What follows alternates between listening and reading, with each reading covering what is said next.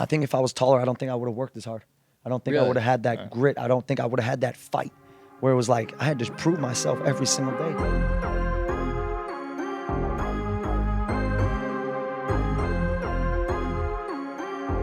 AJ Rompza, how are we? Alive and healthy, brother. I appreciate you. First thing off the bat, tell me one thing people don't know about you. Ooh, you're gonna start off soft like that. One start off thing strong. people don't know about me. That's a great question. You just got me a little stuttering over here. I think one thing people don't know about me is I'm on a mission to inspire the world. Okay. I know people see the motivation, but they might just think like, oh, he's probably just doing it daily. But the end goal is I want to have an impact on the world. I want to inspire as many people as I can every single day. That's why I say it's not about me anymore. I'm not waking up for myself anymore. I want to literally inspire people all around the world. Love it. And that's why I do what I do. Love it. Love it. Okay, so former D1 basketball player at 5'8", started 4 years at UCF, Division I basketball. I mean, talk me through overcoming adversity and all the odds against you. I've been an underdog my whole life. And I think that was at a young age, 16, 17, 18. You're working as hard as you can to earn a Division I scholarship. Whether it's Division I, Division II, Division III, whatever it is. For me, I had my goal set on Division I, and I literally worked as hard as I could every single day. I worried about what I could control, which was showing up, being a leader, being a great teammate, being coachable, being the first one on the floor, all the stuff that you can control. I did that. I couldn't worry about my height. You know what I mean? There was nothing I can do about it. So my dedication, my belief in myself, my work ethic, it's what got me to that D1 level. But what I do with the kids now is like I don't want people to get comfortable. I earned a Division I scholarship. I could have been like, you know what? I'm comfortable there. What did I do? I came into my freshman year at UCF. I was literally the hardest working kid there. So it was like, yeah, I'm not satisfied. Did you feel like you had to be the hardest working kid there? I always did. And coming from Chicago, where people didn't believe me, people were like, yo, you won't even be able to make your freshman B team at Whitney Young. So it's like I always had the doubt, but it's like that fuels me. How is someone going to tell me what I can't do? You're telling me what you can't do. You don't know how bad I want it. So it's different. So going into UCF, like I said, it's about not getting comfortable. And I wanted to start as a freshman, and I worked hard enough to do that.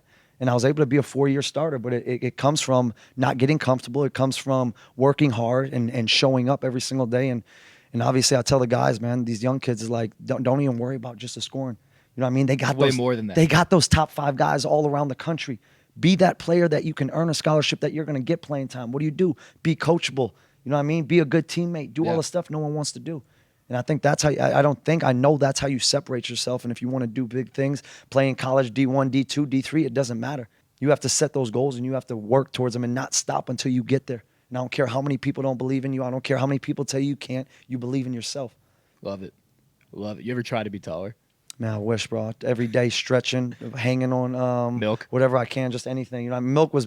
You know what? I didn't drink a lot of milk growing up. Maybe that's why. I'm telling you, but I heard the milk's kind of bad for us. So you know, there's a reason for everything. I'd rather be smaller and maybe be a little bit healthier than have the tall genes. But to be off that, you know what's funny? I think if I was taller, I don't think I would have worked as hard. I don't think I would have had that grit. I don't think I would have had that fight. Where it was like I had to prove myself every single day, going against guys like Derrick Rose, Patrick Beverly, Iman Shumpert. That was my competition. I tell these kids, like, if you want to be the best, you go against the best. You know how many times I got knocked down? You know how many times those guys killed me? And I was like, I had to come back every single day. Like, no, I'm not leaving. I want to become the best point guard. I want to become the best player I can be. I need to keep playing against the best. Mindset's massive. The mindset is everything. You're only as good as your mindset. That's why you see people with $100 million that aren't happy. You see people with $1,000 that are extremely happy.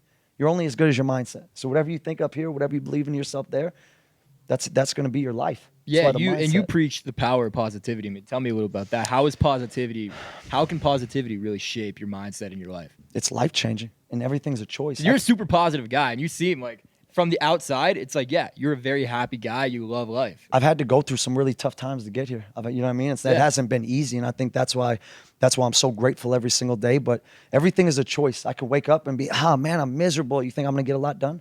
No, I'm going to wake up every single day and say, you know what? I'm grateful to be alive. Some people went to bed last night that don't get the opportunities that I get. How is that not motivation for me? How is that not enough? And I don't know anyone that's kept their head down, that's been in a bad mood, that's been like, I'm going to go accomplish this. Yeah. Dude, we might not get tomorrow. So whatever you're upset about, whatever you're angry about, you might not get tomorrow. Whatever we can do today, I'm going to be positive. I'm going to be happy. I'm going to spread love. And I just think the biggest thing for me, man, is when you spread love, you uplift yourself. We rise by lifting others. People forget that. Everybody is so consumed with themselves. And man, it's all about me. It's like, that's why a lot of people aren't happy. It's not just about you. There's 7, 8 billion people in the world. What makes you different? We all go through tough times. We all are on a journey. There's people going through hard things. It's like, just be a good person. $0 to spread love, to support people. It's free. It's free. It's free. Why not do it every day? You should. Everybody should. So you're from Chicago. Talked about Derrick Rose. Is Derrick Rose a Hall of Famer? Yes. Really? Tell me why. I mean, for me, it's watch the man in 8th grade be the #1 player in the country, and then go to Simeon High School, win as many state championships as he won, go to Kentucky, Memphis. go to Memphis and play there, and go to the Chicago Bulls and have the years that he had. I mean, he brought the Bulls back to that winning stage, and people look at the injuries like, oh, well, he's not a Hall of Famer. It's like, man, look at the stuff that he did. He was the youngest MVP ever. And people like to look at the bad stuff. People don't like to give people their flowers while they're here, but it's like, you have to. He's a Hall of Famer. I don't care what you say. And everybody has their opinions, but I think at the end of the day, he did what he had to do. You can't control when you get hurt. You can't control that stuff. But his time in the NBA and what he's done, I think you have to give him those. You have to. I think he's a huge culture guy. To me, I feel like he's a Hall of Very Good. And I love Derrick Rose. Yeah. I just feel like if you compare his career to other, MVP, or not even MVP, other Hall of Fame guys, it's like, it doesn't necessarily match up. And I do believe that injuries is a big part of that. If he doesn't get injured, 100% he's Hall of Fame. I'm with you. But do I think they might give it to him just because, it's Derrick Rose, he's an MVP? I mean, he would be the first MVP not to be in the Hall of Fame. I just learned something new. Yeah, he'd be the first MVP not to make the Hall of Fame if he doesn't make it. Rooting for him, but I don't think he'll end up getting it. I'm going to put it out there. I manifest everything. I believe in everything. D Rose, you will be a Hall of Famer. There we go. We put it out there. There we go. We put it. You got anything you want, you got to put it out into the universe. So big UCF guy over here. Yep. Did you know Taco Fall? I worked out with him a couple times after I graduated, after I went back to Orlando. So I do know him. I think we follow each other on Instagram. But it's crazy. When you go to a school that someone else goes to, it's like you're kind of automatically family. You know what I mean? Especially basketball people, because it's like it's the 1% in the world that played at the Division I level. So it's like you got to go through those hard times. Whether you're there running on the line together, you know what that person had to go through to get where they're at. So it's almost like a brotherhood. I always believed in that. I always loved being part of teams. I think growing up, because it was like nobody ever wanted me on the team because I was a small guy. So it's like when I got on a team, I was so grateful. I wanted to be that leader. I wanted to add as much value. I wanted my teammates to be the best teammates they could, or I could, to them, because it was like, I felt so special to be part of a team. So it's like some of the best teams I ever played on, and it wasn't the best players. It was the guys who were the closest. It was the ones who had each other's back. So it's like you build that chemistry, you build that team up. But as far as the Taco, I just feel like it's a brotherhood. I went a little bit sideways, but. Do you think Taco should have changed his last name to Bell? Imagine the NIL money there. If his name was Taco Bell. Jeez. That would be incredible, but I don't think the NIL deals were rolling then, so you know what I mean? Let's say this. If he was, I'm changing it. Taco Bell pays Taco Fall to change his name to Taco Bell. How much money do you think you're giving him? At least $5 million? I'd say 3+. 3+? 3+, but I mean, he's a big dude. He's a big Everyone dude. loves him. You got to give him 5+. Taco, I'm rooting for you, He should bro. at least get like a taco named after him. You got to get a taco. I think you get maybe a lifelong, you know what I mean? Some something. chorizo So you cheese, get something. maybe? You're getting something for lifelong for that. You're Seems like changing a the last chorizo name? guy. Come on. Yeah. Okay.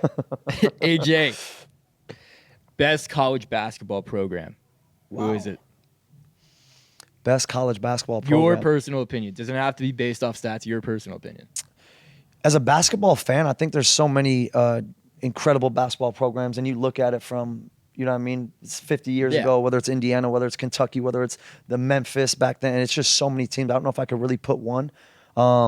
Obviously, I'm biased. I'm just going to say UCF. You know, people are like, oh, bro, come on, relax. Like, Sure, but no, that's my heart, man. You know what I mean? I'm going to stick to the stuff that I know. I think you had to pick UCF. I did. I think you have to pick UCF. I mean, we don't have to do anything, but I want to pick You UCF. want to pick you know what I mean? UCF. Come on. Hey, by the way, what's your favorite part about the Wynn?